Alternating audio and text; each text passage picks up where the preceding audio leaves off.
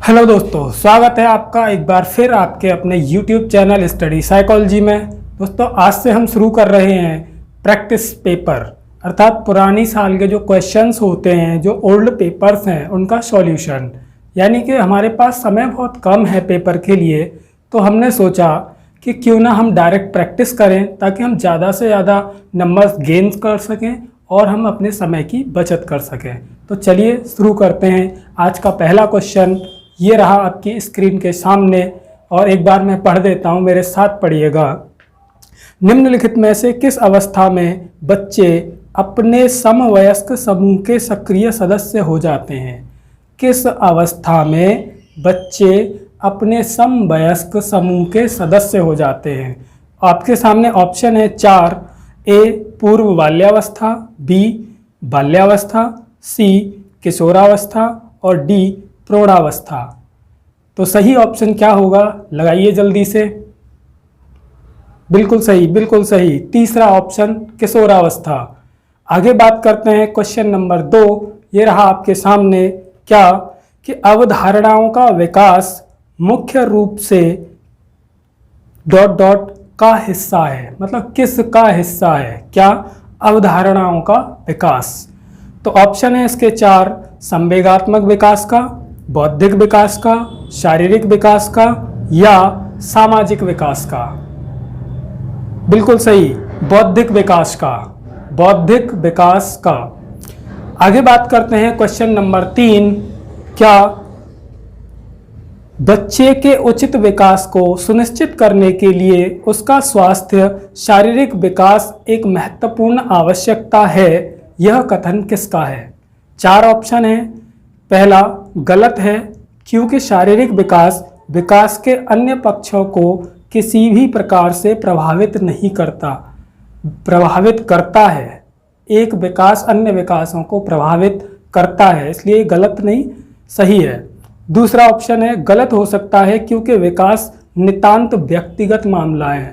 नहीं, नितांत व्यक्तिगत नहीं है। आगे सही है, क्योंकि विकास क्रम में शारीरिक विकास सबसे पहले स्थान पर आता है। नहीं, कोई भी विकास पहले स्थान पर नहीं आता, अर्थात सभी विकास एक दूसरे से जुड़े हुए, यानी इंटरएक्टिव, अर्थात आपस में उनमें कोरिलेशन होता है। चौथा ऑप्शन है सही है, क्योंकि शारीरिक विकास विकास के अन्य पक्षों के साथ अंतः संबंधित है। बिल्कुल सही, चौथा ऑप्शन एकदम सही है, क्योंकि हर एक विकास एक दूसरे से अंतः संबंधित होते हैं। ठीक, अगला क्वेश्चन हम पढ़ते हैं। क्या शारीरिक विकास को क्षेत्रों में विभाजित किया जा सकता है? जो हैं, मतलब शारीरिक विकास को हम किन किन क्षेत्रों में विभाजित कर सकते हैं? तो पहला ऑप्शन, यानी मानव का जो विकास है, मानव के विकास को किन किन क्षेत्रों में बांटा जा सकता है? पहला ऑप्शन शारीरिक, संज्ञानात्मक, संवेगात्मक और सामाजिक, या दूसरा संवेगात्मक, संज्ञानात्मक, आध्यात्मिक और सामाजिक मनोवैज्ञानिक। तीसरा ऑप्शन मनोवैज्ञानिक, संज्ञानात्मक, संवेगात्मक और शारीरिक। चौथा ऑप्शन शारीरिक, आध्यात्मिक, संज्ञानात्मक और सामाजिक। जल्दी से निशान लगाइए, कौन सा सही होगा इसमें? C option. ठीक है, मनोवैज्ञानिक, संज्ञानात्मक, संवेगात्मक और शारीरिक, ये सही है।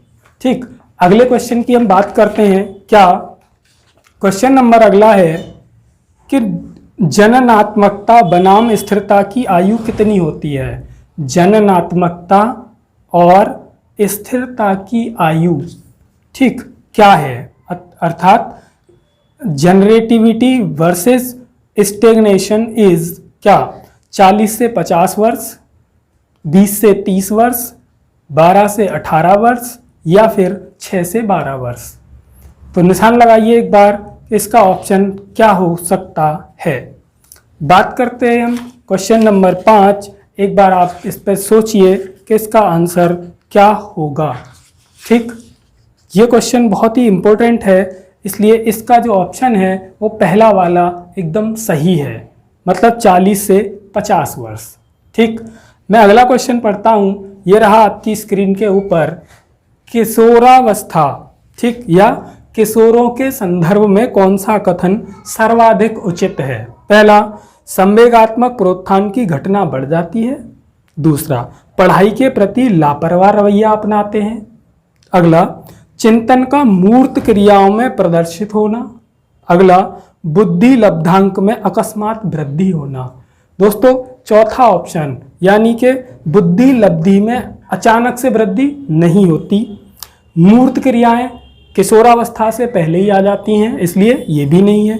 पढ़ाई के प्रति लापरवाह नहीं होते, उसे समझने लगते हैं, ये भी नहीं है। तो बचा पहला ऑप्शन, क्या, संवेगात्मक प्रोत्थान, मतलब वो लोग जो किशोर होते हैं वो संवेगात्मक रूप से अस्थिर हो जाते हैं, मतलब अस्त व्यस्त रहते हैं, क्या करें क्या ना करें कुछ समझ में नहीं आता, इसीलिए बच्चे उलझन में रहते हैं। इसीलिए इस अवस्था को आंधी तूफान उलझन की अवस्था कहा जाता है। तो इसमें ऑप्शन नंबर पहला एकदम सही है। आगे बात करते हैं अगले क्वेश्चन की तरफ। निम्नलिखित में से कौन सा सूक्ष्म गतिक कौशल का उदाहरण है? सूक्ष्म कौशल क्या होते हैं? ठीक, पहला है फुदकना, दूसरा दौड़ना, फिर लिखना, फिर चढ़ना। सूक्ष्म मतलब छोटे कौशल कौन से होते हैं, एक बार आप निशान लगाइए, फिर मैं बात करता हूँ। क्या कि भाई पहला है क्या, फुदकना, इसमें तो पूरी बॉडी होती है, काम करती है, तो ये नहीं है। दौड़ना, इसमें भी पूरी बॉडी का काम होता है, तो ये भी नहीं है।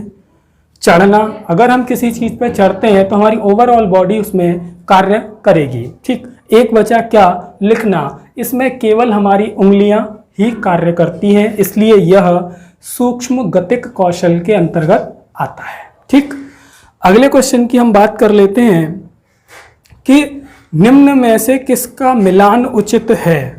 निम्न में से किसका मिलान उचित है? तो बात करते हैं शारीरिक विकास, सामने है वातावरण, संज्ञानात्मक विकास परिपक्वता, सामाजिक विकास वातावरण, संवेगात्मक विकास परिपक्वता। इनमें से कौन सा सही है, एक बार आप सोचिए। ठीक, सी ऑप्शन एकदम सही है। क्या, सामाजिक विकास वातावरण के अंतर्गत आता है, या जिनका वातावरण जितना ज़्यादा वाइड होगा उसमें सामाजिक विकास उतना ही ज़्यादा होगा। ठीक, ये क्लास हमारी बहुत ही महत्वपूर्ण क्वेश्चनों पर आधारित है जो हमारे एग्जाम से डायरेक्ट रिलेट हैं।